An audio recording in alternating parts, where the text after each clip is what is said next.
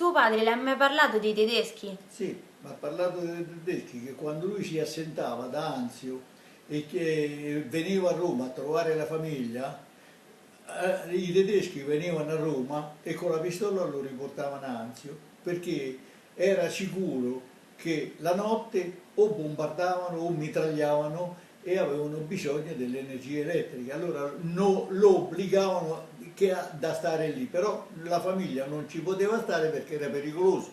Allora lui stava solo qui, ecco perché è stato preso prigioniero insieme a nonna e nonna che erano anziani, capito? Loro erano anziani e accudivano a mio padre perché stava qua, capito?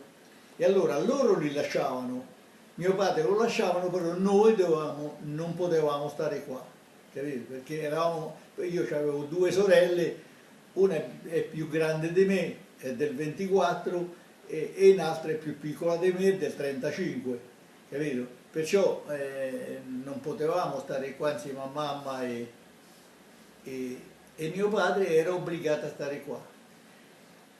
E l'ho spiegato prima, è stato in procinto di essere fucilato perché quando lo presero prigioniero la notte del 22 gennaio, nel levargli da dosso i documenti che lui aveva, trovarono un biglietto scritto dai tedeschi che lui era autorizzato a circolare in tutto il territorio da loro, capito?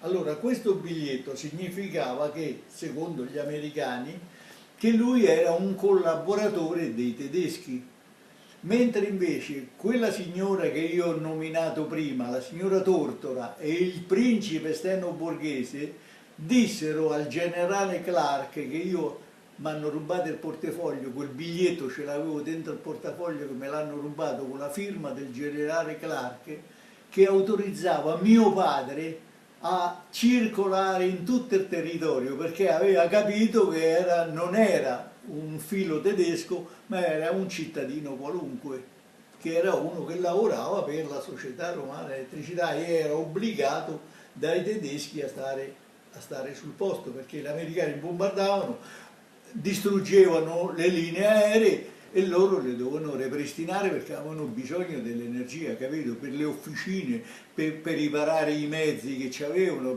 per abitare, per vivere. Come facevano?